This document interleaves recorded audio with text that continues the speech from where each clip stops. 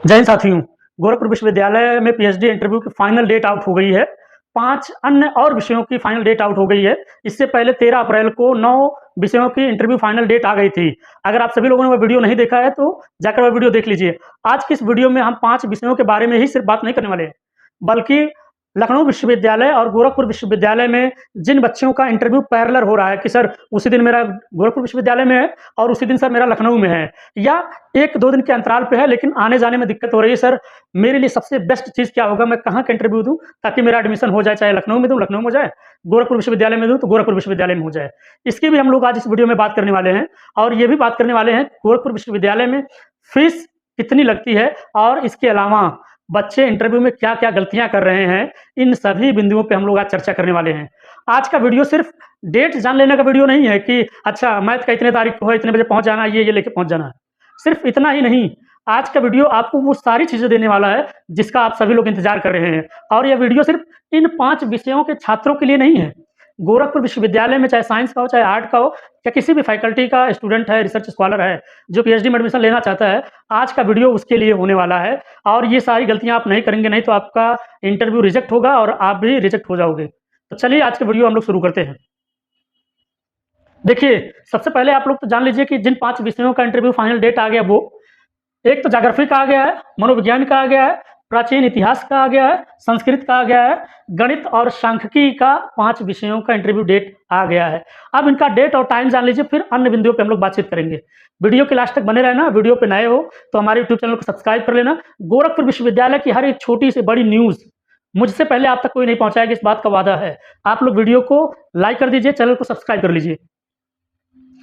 अब देखिए, भूगोल में जो पार्ट टाइम के स्टूडेंट हैं वो 25 अप्रैल को आएंगे। जो पार्ट टाइम भूगोल में पीएचडी करने वाले हैं वो सभी लोग 25 तारीख को आएंगे। पार्ट टाइम के विद्यार्थी 8 स्टूडेंट है टोटल, 25 तारीख को आएंगे सुबह 10 से लेकर 3 बजे तक। अब इसके अलावा जो रेगुलर कैंडिडेट हैं, रूल नंबर 001 से मैं आपका लास्ट वाला रूल नंबर बताऊंगा, आपको अपने रूल नंबर को अकॉर्डिंग मिला लेना, ठीक। 001 से लेकर 36 वाले रूल नंबर के विद्यार्थी 22 अप्रैल को आएंगे। ये अप्रैल महीना है, 22 अप्रैल को आएंगे, ठीक। 0 से 38 से लेकर 0 से 87 तक 23 तारीख को बच्चे आएंगे 10 से लेकर 3 बजे के बीच में। और 89 से लेकर 130 के रूल नंबर के स्टूडेंट 24 अप्रैल को आएंगे सुबह 10 से लेकर 3 बजे तक, ठीक। अब जो साइकोलॉजी के हैं फुल टाइम चाहे पार्ट टाइम, उनको एक ही दिन आना है, 22 अप्रैल को सुबह 10 बजे उपस्थित हो जाना है। क्या क्या लेके उपस्थित होना है वो अभी बताऊंगा मैं। एशियंट हिस्ट्री के विद्यार्थी 0 से लेकर 32, 23 अप्रैल से लेके इनका 25 अप्रैल के बीच में इंटरव्यू है, ठीक। अब 0 से लेकर 32 तक 23 अप्रैल को आ जाएंगे। 34 से लेकर 60, ये रूल नंबर बता रहा हूँ, ये आ जाएंगे 24 अप्रैल को। 61 से लेकर 97 रूल नंबर तक 25 अप्रैल को आ जाएंगे सुबह 10 बजे से लेकर 3 बजे के बीच में आ जाएंगे।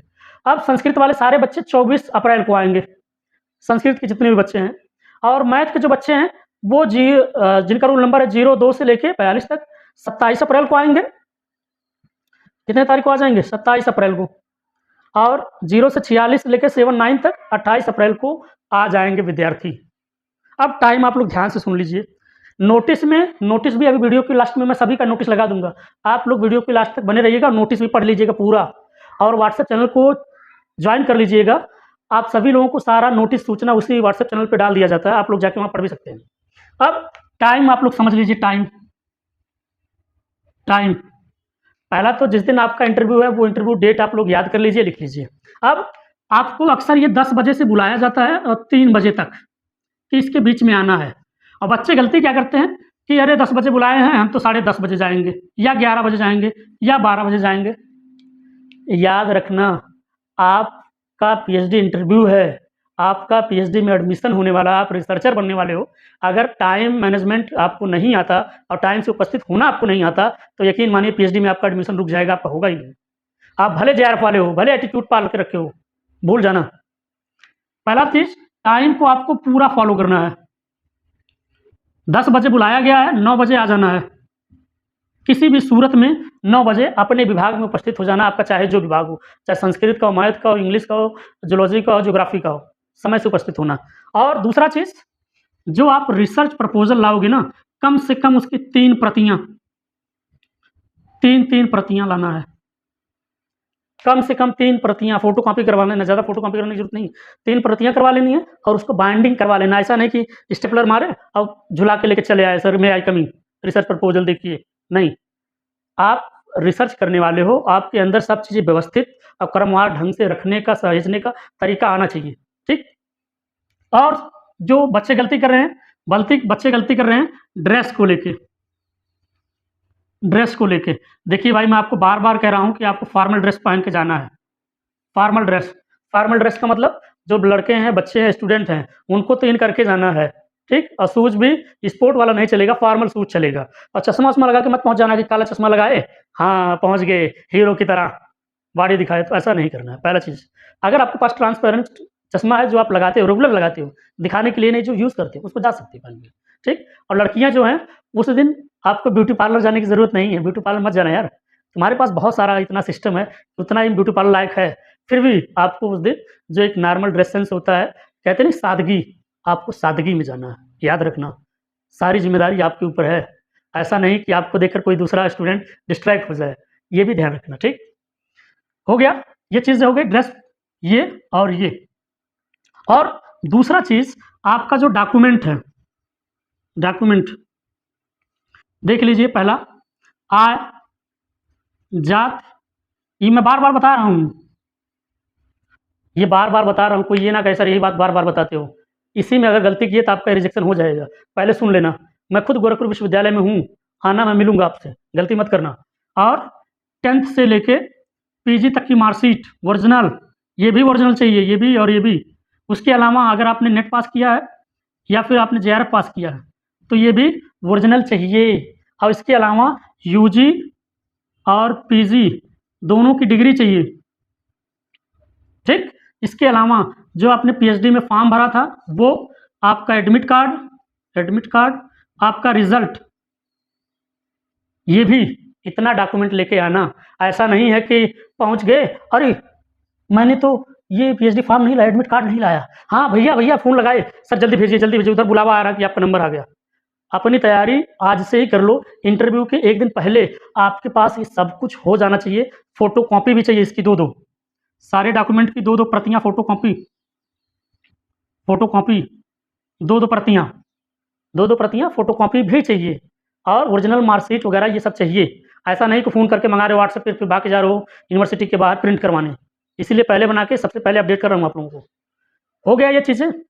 इतना चीज़ें कर लेना, बाकी और इंटरव्यू को फ़ॉलो कैसे करना वो ऑलरेडी मैंने बता दिया है वीडियो में, पिछला वीडियो जाके देख लेना। अब फ़ीस की बात कर लेते हैं, अगर आपका सिलेक्शन हो जाता है, तो गोरखपुर विश्वविद्यालय में लगभग 13,500 फ़ीस लगती है, एडमिशन फ़ीस। ये प्रवेश फ़ीस है। और जो सेमेस्टर की फ़ीस कटती है, सेमेस्टर की जो फ़ीस कटती है, वो 5,500, मतलब हर 6 महीने बाद आपको 5,500 रुपया जमा करना है। रिसर्च सेल में जाके, एडमिशन सेल में जाके 5,500 रुपया हर 6 महीने बाद 6 महीने, मतलब 1 महीने में लगभग 11,000 12,000 रुपया जमा करना है 1 साल में, ठीक? ये आपको पता चल गया। और दूसरी चीज़, सबसे इम्पोर्टेंट चीज़ हो जाती है जो जेआरएफ वाले हैं। जेआरएफ की पहली किस्त कैसे आएगी, इस पे मैं एक नया वीडियो लाऊँगा और जेआरएफ के लोग कैसे पीएचडी में एनरोल होंगे, कैसे जॉइनिंग लेटर लगाएँगे और क्या-क्या फॉर्म भरेंगे, कंटिजेंसी का, कंटिन्यूएशन का और एचआरए का। ये सारे फॉर्म कैसे भरे जाते हैं, इस पे मैं एक अलग से वीडियो लाऊँगा, आप लोगों का पहले सिलेक्शन हो जाने दीजिए, ठीक? अब सबसे ज़रूरी चीज़, ये चीज़ें आप लोग याद रखेंगे। अब एक और चीज़ इम्पोर्टेंस हो जाती है, क्या?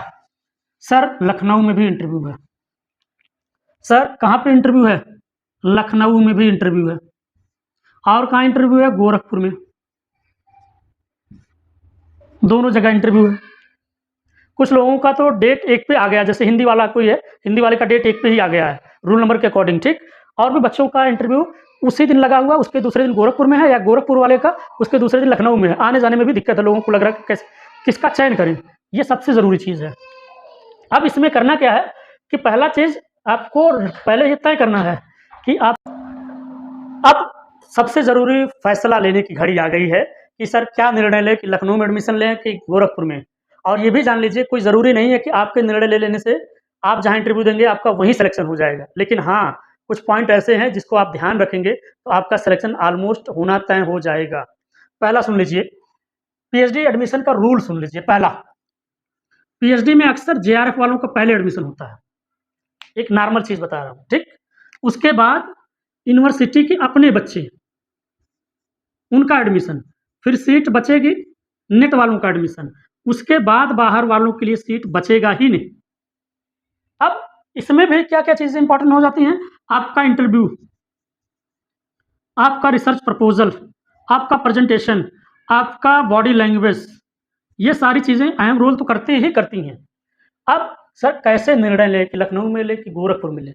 ध्यान दीजिए, जैसे मान लीजिए कोई हिंदी का विद्यार्थी है, मैं एक एग्ज़ाम्पल के तौर पे बता रहा हूँ।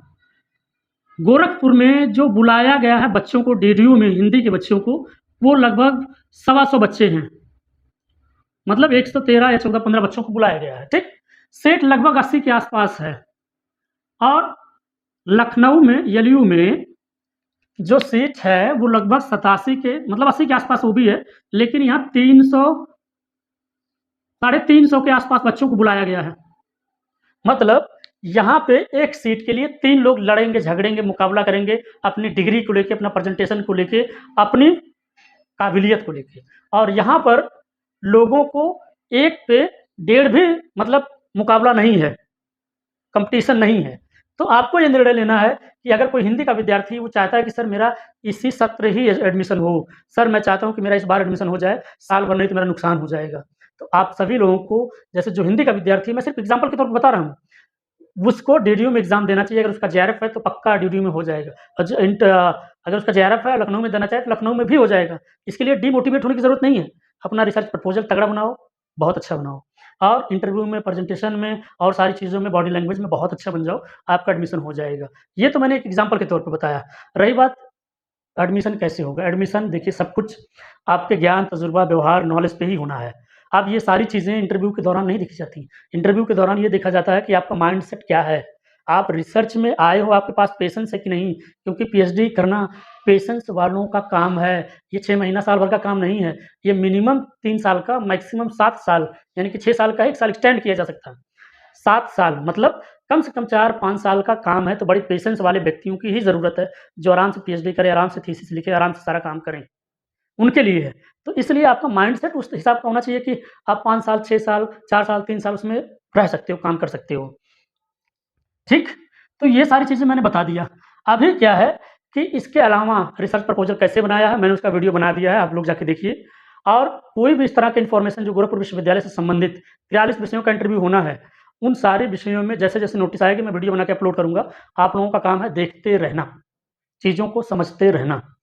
बाकी वीडियो कैसा लग रहा है, अगर आपको कोई सुझाव है, तो आप मेरे व्हाट्सएप नंबर पे या कमेंट करके बता दें कि सर आप मेरे लिए ये सुझाव है या फिर आपको कोई जानकारी, कोई क्वेरी है सर, तो उसको आप वीडियो में डाल दीजिए, आपका मामला सॉल्व कर दिया जाएगा। अगर चाहते हो कि सर रिसर्च प्रपोज़ल बनवाना है, चाहते हो सर सब कुछ आ रहा है लेकिन समझ में नहीं आ रहा रिसर्च प्रपोज़ल बनाएँ कैसे? तो आप संपर्क करिए, आपका मामला सॉल्व कराया जाएगा। वीडियो अच्छा लग रहा है, वीडियो को लाइक करिए, वीडियो को शेयर करिए ऐसे अपने लोगों को और चैनल को सब्सक्राइब कर लीजिए। आज का वीडियो बस इतना ही, जैसे कोई नई सूचना आएगी, मैं आपको तुरंत अपडेट करने के लिए हाज़िर हो जाऊँगा। जय हिंद, जय भारत।